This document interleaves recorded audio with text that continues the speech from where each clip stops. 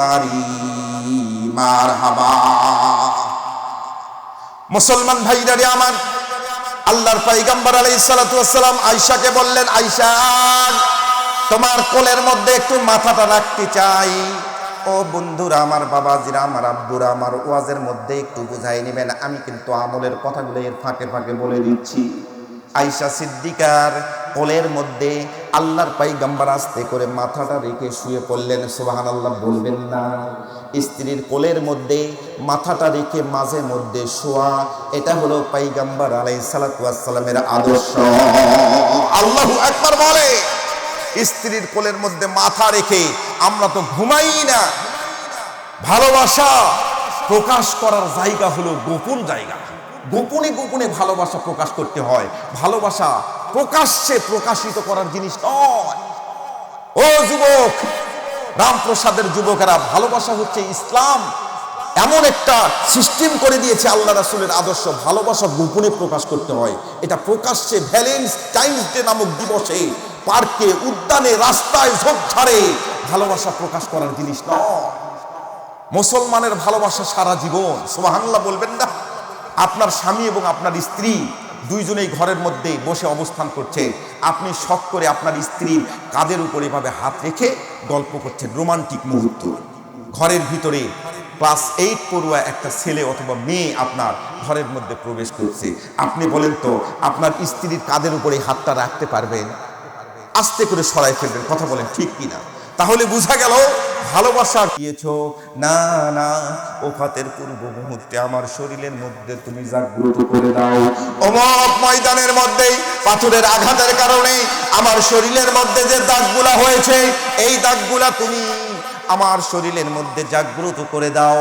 আমি কাল কিয়ামতের হাসরের ময়দানে এই দাগমাখা শরীর নিয়ে কবরে যাইতে চাই। দাগমাখা শরীর নিয়ে কবর থেকে উঠতে চাই। এই দাগগুলার ওসিলা করে আমার কিছু গুনাহগার উম্মতকে আমি সেদিন জান্নাতের সার্টিফিকেটে নিয়ে দিতে চাই। এটা হলো পয়গম্বর, মজাদার নবী। এমন একজন পয়গম্বরকে পেয়েছি যে পয়গম্বর বলছে, যতক্ষণ পর্যন্ত আমার আদর্শ মেনেছে, আমার অনুকূলে থেকেছে, আমার অনুপ্রেরণায় থেকেছে, আমাকে তারা অনুপ্রেরণা হিসাবে, আদর্শ হিসাবে, মডেল হিসাবে গ্রহণ করেছে। ভুলভ্রান্তি হয়েছে, কিছু ভুলভ্রান্তি হয়েছে। গভীর রাত্রিতে 2 রাকাত, 4 রাকাত, 6 রাকাত নামাজ পড়ছে, আল্লাহর দরবারে তওবা আর আমার উপর দরুদ শরীফ পড়েছে। ও ফেরেশতাকুল, তোমাদেরকে সাক্ষী রেখে ঘোষণা করছি, ওই মানুষগুলাকে, ওই রামপ্রসাদের ওই মানুষগুলাকে, ওই গোত্রের মানুষগুলাকে যতক্ষণ পর্যন্ত না নিয়েছি, ততক্ষণ পর্যন্ত আমি পয়গম্বর জান্নাতের চৌকাঠ পার হব না। قال الرسول إن قوم اتخذوا هذا القرآن مهجورا। আল্লাহ রাব্বুল আলামিনকে ডাক দিয়ে বললেন পয়গম্বর, قال الرسول يا ربي إن قوم اتخذوا هذا القرآن مهجورا। ও আল্লাহ রাব্বুল আলামিন, কাল কিয়ামতের হাসরের ময়দানে আমার এক শ্রেণীর কওম থাকবে, আমার এক শ্রেণীর কওম থাকবে, আর আমার বিরোধিতায় আমার বিরুদ্ধ পক্ষ একটা কওম থাকবে, একটা গোত্র থাকবে। আমার কওমকে সাক্ষী রেখে আমি ঘোষণা করলাম, আমার বিরোধিতা যারা করবে, আমার আহাল নিয়ে যারা কথা বলবে, আমার চরিত্র নিয়ে যারা কথা বলবে, আমার দাঁত ভাঙ্গা কোরআন, আমার মাথা ভাঙ্গা কোরআন, আমার রক্তের দরিয়ায় গোসল করা এই কোরআন, এই কোরআনুল কারীমকে নর্দমায় ফেলে দেওয়ার জন্য যখন ষড়যন্ত্র করা হবে, এই কোরআনুল কারীমের পক্ষে যেই মানুষগুলা দাঁড়িয়ে যাবে, ও আল্লাহ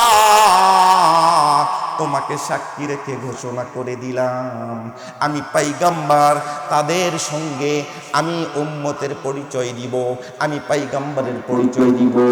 আর যেই কওমগুলা কোরআনুল কারীমকে নর্দমায় ফেলে দেওয়ার জন্য ষড়যন্ত্র করবে, তাদের সঙ্গে নবী এবং উম্মতের সম্পর্কটা ছিন্ন করলাম। চিৎকার করে বলেন নাউজুবিল্লাহ। আল্লাহর নবী যদি আপনার সঙ্গে সম্পর্ক ছিন্ন করে, সেদিন উপায় আছে ভাই আপনার? আর কোনো উকিল, আর কোনো মুক্তার, আর কোনো পীর সাহেব কোনাকুনি রাস্তায় যান কেন? কোনাকুনি রাস্তায় যেতে চান কেন? আমার গ্রামে মণিপুর বেশি দূর তো নয়, আপনাদের দোয়ার বরকতে তো চলছি। মণিপুর এক সময় মানে বিরাট বিরাট পীর সাহেব আসতো, পানির নিচে বাতি জ্বলে বাতাসেতে নিভে না, আমার বাবার মুরিদ হলে নামাজ রোজা লাগে না। নাউজুবিল্লাহ বলবেন না? বিরাট বিরাট পীর সাহেব আমার মণিপুরে আসতো, আমার মণিপুর। এখন এক ছেলেকে আমি জিজ্ঞেস করতে যাই, অমুক জায়গা থেকে একজন পীর সাহেব আসছে, তুই নাকি মুরিদ হয়েছিস? ওই বলতেছে চাচা হয়েছিলাম, তবে ঘটনা অন্য ঘটনা ঘটছে। কি ঘটনা? ও প্রথম আমি 500 টাকা হাদিয়া দিছি ওর দরবারে গিয়ে। আমি যখন দিলাম তখন অনেক বলতেছি যে হুজুর আমাকে আর কি করা লাগবে? তো হচ্ছে কোনো কিচ্ছু তোর করার দরকার নেই, ওরস যখন হবে ওরসে মাঝে মধ্যে গিয়ে ছাগল টাগল কিছু দিস, আর কিচ্ছু দরকার নেই। এখানে যখন আসবো তখন আবার দেখা করিস, দেখা করে কিছু হাদিয়াকে দিয়ে দিস, আর কিচ্ছু তোর কাজ নেই। আমি থাকতে আবার তোর কিসের কাজ? এরপরে ঠিক আছে, ভালো কথা বলছে, তো তোর তো কুল্লু খালাস, কোনো সমস্যা নেই। হঠাৎ করে পীর সাহেবের বিরুদ্ধে কথা বলতেছিস তুই? আমি ওকে জিজ্ঞেস করতেছি, ও বলতেছে চাচা সেই কথা বলেন না। 3 মাস পর আসছে, 3 মাস পর আসছে, আমি ঘরের ভিতর প্রবেশ করলাম। ঘরের ভিতর প্রবেশ করে সালাম যখন দিয়েছি, উনি আমার দিকে তাকিয়ে আছে। তা আমি বলতেছি, আমাকে বলতেছে বাবা কাকে চাচ্ছেন? তা আমি বলতেছি আমার টাকাটা দেন। সোজা উত্তর, অন্য কোনো কথা বলি নাই। আমি বলছি টাকা চালি মানে?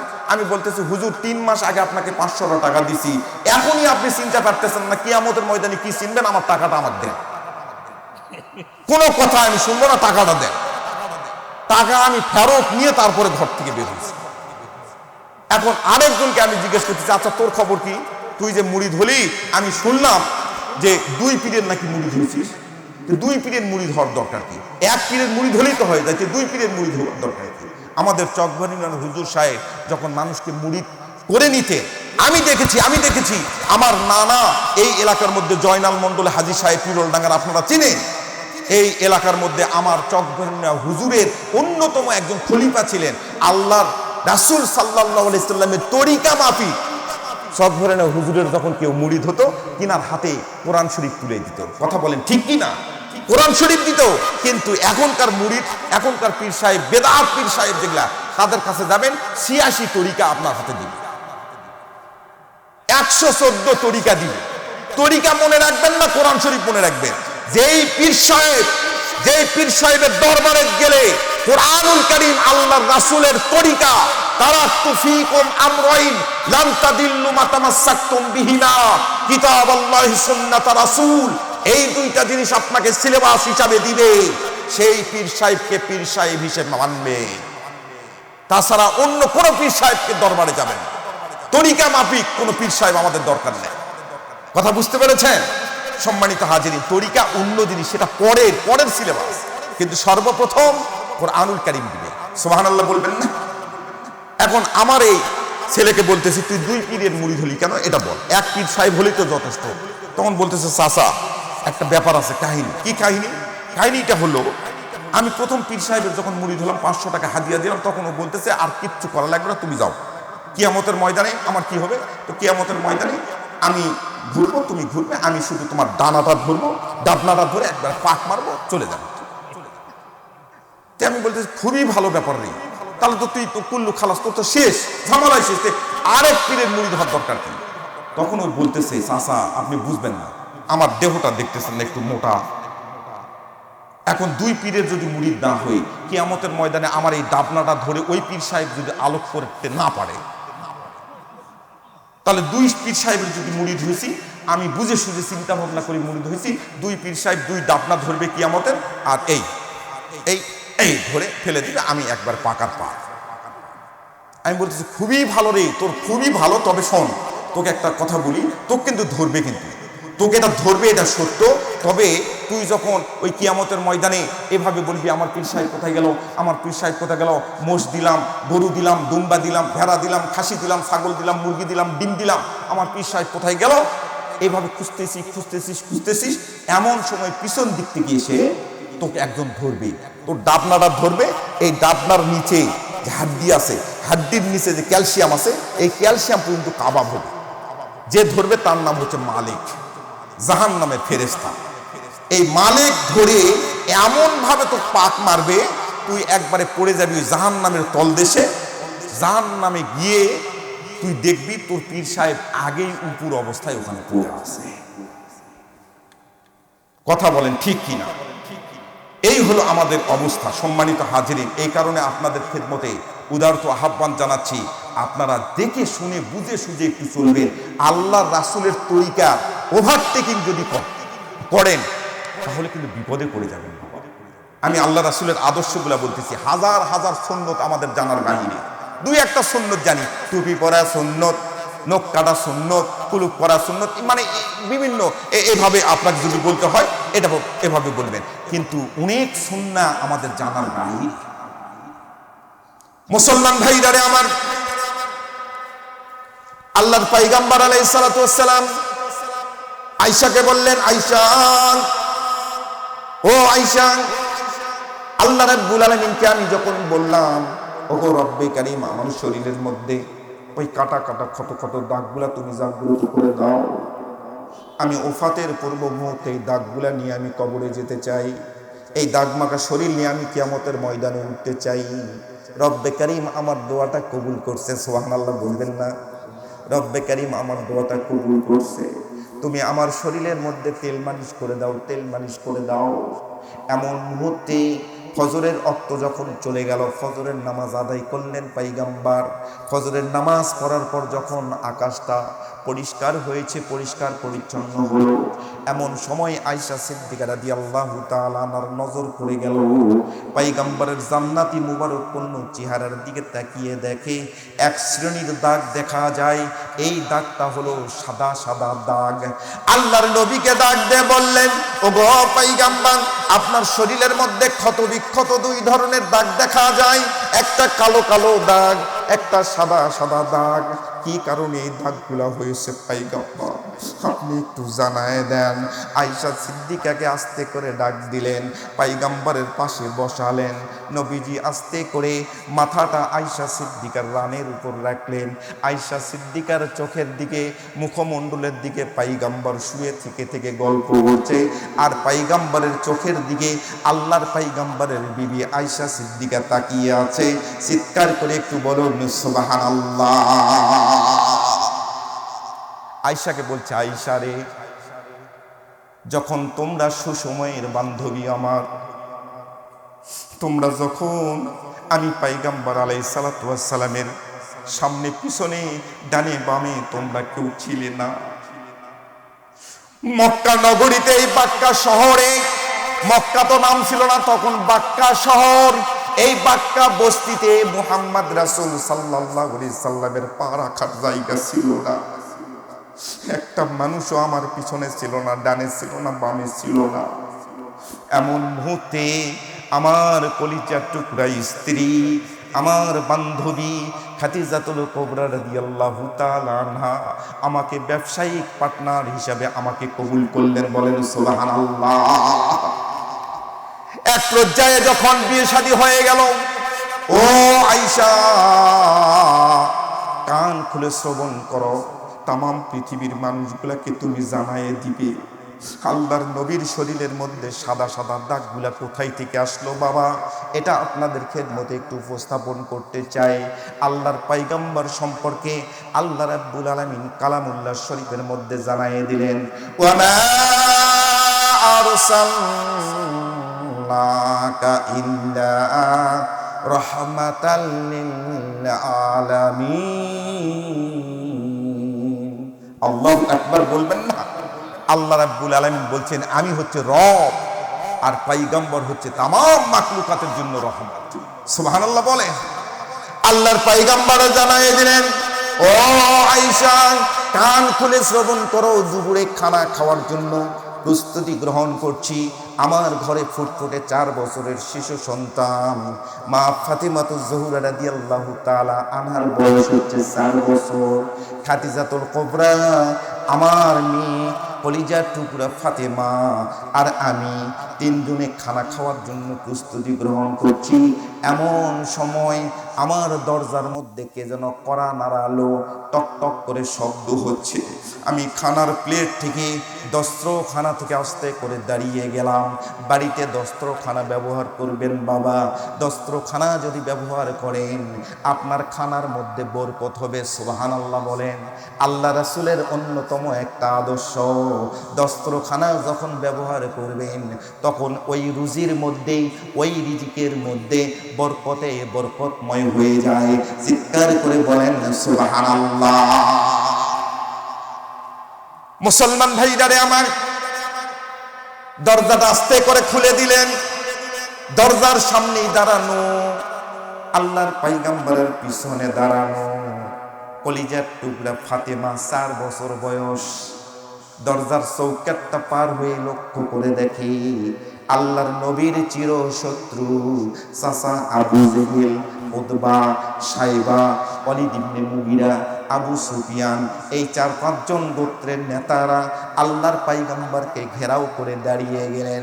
নবীজিকে ডাক দিয়ে বলতেছেন, ভাতিজা আব্দুল্লাহর বেটা মুহাম্মদ, জীবনে বহু অন্যায় করেছি, অবিচার করেছি, তোমার উপর জুলুম করেছি, আজকে তোমার দরবারে উপস্থিত হয়েছি, অসময়ে এসেছি, হাজিরা দিয়েছি।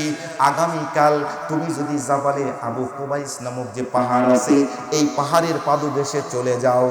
আমরা নিজ নিজ গোত্রের নেতারা, যেহেতু আমরা নেতা মানুষ, গোপনে গোপনে আমাদের কাজ সারতে হবে। তুমি যদি ওখানে উপস্থিত হও, আমরা কথা দিলাম নিজ নিজ গোত্রের নেতাদেরকে, নিজ নিজ গোত্রের লোকদেরকে নিয়ে ওখানে চলে যাব, তোমার হাতের মধ্যে হাত রাখবো, আর কালিমা পড়ে আমরা মুসলমান হয়ে যাব। চিৎকার করে একটু বলুন সুবহানাল্লাহ। এটা আবু জেহেল প্রস্তাব দিল। আবু জেহেল প্রস্তাব দিল দুপুর টাইমে। আবু জেহেল জানে ভালো করে এই মুহূর্তে বাক্কা শহরে, এই মক্কা নগরীতে আবু বকর সিদ্দিক রাদিয়াল্লাহু তাআলা নেই। তিনি কাপড়ের ব্যবসা করতেন, কাপড়ের ব্যবসা নিয়ে তিনি সিরিয়াতে গেছে, কয়েকদিনের জন্য সিরিয়াতে গেছে। আর আল্লাহ রাসূল যেহেতু একা অসহায় অবস্থায় আছে, এটা কাজে লাগাতে হবে। এই কাজে লাগার জন্য বুদ্ধি করে দুপুর টাইম দাওয়াত দেওয়ার জন্য গেছে। আচ্ছা, আল্লাহ রাসূলকে বলতেছে যে আপনি কিন্তু আসবেন, যদি আসেন আমরা কথা দিলাম আগামীকাল সকাল সকাল আমরা উপস্থিত হব, নিজ নিজ গোত্রের সকল লোকদেরকে নিয়ে যাব, তোমার হাতে কালিমা করে মুসলমান হয়ে যাব। এখন আল্লাহর নবী চিন্তা করতেছেন, মুরাকাবা করতেছেন, চক্ষুদ্বয় বন্ধ করে একটু চিন্তা করতেছেন, ধ্যান করছেন, আমি যদি ওনাদের ডাকে সাড়া না দিই, যদি না যাই, তাহলে কিয়ামতের ময়দানে এই আবু জেহেল, উতবা, সাইবা, ওয়ালিদ ইবনে মুগিরা এরা সবাই আল্লাহর কাঠগড়ায় দাঁড়িয়ে বলবে, তোমার নবীকে কেমন আদর্শবান নবী বানাইছো, রহমাত লিল আলামিন বলে, সকল মানুষের জন্য রহমাত লিল আলামিন হলে সেদিন তো আমরা দাওয়াত গ্রহণ করার জন্যই গিয়েছিলাম। ওই 24 তারিখে, ডিসেম্বরের 24 তারিখে, কথা বলেন ঠিক কিনা? ডিসেম্বরের 24 তারিখে আপনি বের করেন তো, আল্লাহ বের করেন, যদি ওখানে আমরা যে থাকে আপনি বের করেন, লেখা তো আছে। আমরা গেছিলাম, উনি যদি দাওয়াতটা গ্রহণ করতো তাহলেই তো আমরা আজকে জাহান্নামে যেতাম না, আমরা সরাসরি জান্নাতে যেতাম। দোষ আমাদের নয়, দোষ ওনার, তুমি ওনাকে আগে জাহান্নামে দাও। এইরকম একটা কথা বলতে পারে কিনা বলেন তো? মুসলমান ভাইরা আমার, আল্লাহর পয়গম্বর আলাইহিস সালাতু ওয়াস সালাম সকল মানুষের জন্য রাহমাতাল লিল আলামিন। হিন্দু, বৌদ্ধ, খ্রিস্টান, doctor, master, helper, conductor, driver, জজ, ব্যারিস্টার, উকিল, মুক্তার, চাষারু, বদারু, জুয়ারু, মোসারু, রাজরানী, ফকরানি, পথে বড়া, আধা বড়া, কাঙ্গাল, কাঙ্গালিনী, যত প্রকার মানুষ পৃথিবীর জমিনে আছে, সমস্ত মানুষের জন্য তিনি রহমাতাল লিল আলামিন। আল্লাহর পয়গম্বর আস্তে করে মাথাটা নিচু করলেন, 1 মিনিট চিন্তা করলেন, যদি না যাই তাহলে কিয়ামতের ময়দানে আমি পয়গম্বর আমাকে বেকায়দায় ফেলতে পারি। তাই আস্তে করে মাথাটা এভাবে এরকম ঝোঁকালেন, জি আমি কিন্তু যাব। ও চাচা, আমি আব্দুল্লাহর বেটা মুহাম্মদ, আমরা মুসলমান, আমরা কখনো মুনাফিকি কথা বলি না, আমরা মিথ্যা কথা বলি না, আমরা ওয়াদার খেলাফ করি না। আমাদের কাছে কেউ যদি কোনো জিনিস পুলিশ রেখে যায়, কখনো আমানতের খেয়ানত করি না। আমি কিন্তু ওয়াজের ফাঁকে এই 3টা কথা বলে দিলাম বাবা। আল্লাহর নবী বললেন, ক্বালা রাসূলুল্লাহ সাল্লাল্লাহু আলাইহি সাল্লাম, আয়াতুল মুনাফিকি সালাসা, ইযা হাদাসা কাযিবা, ওয়া ইযা ওয়াদা আখলাফা, ওয়া ইযা তুমিনা খানা। কেউ যদি কাউকে কথা দেয় বাবা, কখনো ওয়াদার খেলাপ করবেন না। কেউ যদি আপনাকে দোকানের বাকি খাওয়াই, বাকি দেওয়া সুন্নত, বাকি নেওয়াও যাবে, জায়েজ আছে, অসুবিধা নাই। কিন্তু হালখাতার যদি চিঠি দেয়, এই হালখাতার চিঠির দিন আপনি আস্তে করে শ্বশুর বাড়ি গিয়ে বসে থাকবেন, এটা কখনো করবেন না। আমাদের আছে 2400 টাকা বাকি চার স্টলে। এই যে আপনার সুন্দরী মোড়ের একটা ছোট্ট চার স্টল, ওর দোকানে আর কোনো পুঁজি আছে ভাই? গ্রামের বড় নেতা হয়ে গেছে, 2400 টাকা ওর চার স্টলে বাকি করছে। আচ্ছা বাকি করছিস কর, ও বাকি দিয়েছে, গরিব মানুষ, যেহেতু তুমি নেতা মানুষ। এখন হালখাতার দিন বছর অন্তর হালখাতার চিঠি দিয়েছে, আপনি চিঠির হালখাতার কোনো উত্তর নাই, কিচ্ছু নাই। হালখাতার দিন শ্বশুর বাড়ি যাই বসে আছে। বিকালবেলা সন্ধ্যার সময় সারাদিন মাইক বাজছে, সন্ধ্যার সময় আপনার বাড়িতে আস্তে করে এসে বলতেছে, ভাই আপনি তো সারাদিন যান নাই ভাই, আজকে আমার হালখাতা ছিল, আমার তো দোকানের তেমন কোনো পুঁজি নাই, মানুষের দোকান থেকে চিনি নিয়ে আসি, আরেক দোকানদার আমাকে চা দিয়ে যায়, সব কিছু বেচা কেনার পর সন্ধ্যার সময় ওদেরকে টাকা দেওয়া লাগে, আমার একটা পুঁজি আছে, সেটা হতো একটা সাদা কালো টেলিভিশন। কথা বলেন ঠিক কিনা? এই টেলিভিশনটা বগলত করে তিনি বাড়িতে নিয়ে আসে, আবার বগলত করে নিয়ে যায়, অন্য কোনো পুঁজি তার নেই। এখন এই 2400 টাকা একটু দেন ভাই, দিলে আমার মেয়েটার একটু ফর্ম ফিল আপ করা লাগবে, তার পরীক্ষা আছে, আমি গরিব মানুষ, কোথায় টাকা পাবো, একটু দেন। ওর উল্টা গরম, সারাদিন ওখানে যাইনি, তুই বুঝতে পারিস নাই আমার বিয়ানের অবস্থা, যায় আসে, জয়পুরহাট সদর হাসপাতালে ভর্তি আছে, আমার বিয়ানের অবস্থা খারাপ, আমার বিয়ান নিয়ে আমি ব্যস্ত, আর তোর এই 2400 টাকা নিয়ে তুই পড়ে আসিস না? তোর বিয়ান মরে গেলে আর কি? বিয়ান মরে গেলে তোর কি? এই টাকাটা পরিশোধ করে দেওয়া তোর ইমানি দায়িত্ব এবং কর্তব্য, এটা আল্লাহ রাসূলের আদর্শ। আপনার দোয়া কবুল হচ্ছে না কেন? কারণ আপনি ওয়াদার বরখিলাফ করেছেন। কথা বলেন ঠিক কিনা? আপনি ওয়াদা দিয়েছেন যে আমি সময় মতো তোকে টাকাটা দিয়ে দিব, কিন্তু আপনি টাকাটা পৌঁছাননি, আবার হালখাতার দাওয়াত দিয়ে খাওয়ানোর পরও আপনি টাকাটা দিচ্ছেন না, এই জন্য আপনার দোয়া কবুল হচ্ছে না। এক পর্যায়ে আপনি যখন একটু জোরে বলেছেন, ভাই আমাকে টাকাটা না দিলে আমি বাড়ির থেকে উঠবো না, টাকাটা আমাকে দিয়ে দেন, তখন ঘরের ভিতরতে আরেকজন বের হয়েছে, ওর বড় ভাই বের হয়ে বলছে, এই আমার ভাইয়ের সঙ্গে কে কথা বলে নেই, টাকা নিয়ে এরকম 2400 টাকা, মাত্র 2400 টাকার জন্য এত কথা, প্রয়োজন হলে থানা এখানে উঠাই নিয়ে আসবো, থানা উঠাই নিয়ে আসবো। থানা মনে হয় ওর বাপ দাদা 14 গোষ্ঠীর থানা। কথা বলেন ঠিক কিনা? কথা বলেন ঠিক কিনা? তখন ও বলতেছে, ভাই থানার গরম দেখান না ভাই, আমার টাকাটা দেন। এই তুই জানিস আমরা 5 ভাই, তুই জানিস? 5 ভাইয়ের গরম এবার চলে গেছে। পাশে একজন ছিল, ও আবার শুনে বলতেছে, এই তোরা তো 4 ভাইতে 5 ভাই আবার কোত্থেকে আসলো? আব্বা সহ 5 ভাই, আব্বা সহ আমার সঙ্গে তুই লাগছিস। ভাইয়ের গরম দেখাবেন না, নিজের সন্তানের গরম দেখাবেন না, এগুলো হচ্ছে কুকুরের স্বভাব, এগুলো কুকুরের স্বভাব। সন্তান নিয়ে অহংকার করা, এটা কোনো মুমিন মুসলমানের স্বভাব হতে পারে না। একটা কুকুর দেখবেন 6টা 7টা সন্তান নিয়ে সামনের দিকে যাচ্ছে, সামনে একটা কুকুর, পিছনে অনেকগুলো বাচ্চা, নাদুস বাচ্চা, দুধ খাওয়া বাচ্চা। ওই কুকুরকে বলতে চায়, সাইড দে, মশান আলাদা, মশান কিন্তু আরো আলাদা, সাইড দে, পিছনে দেখতে পাচ্ছিস না কি ব্যাপার স্যাপার।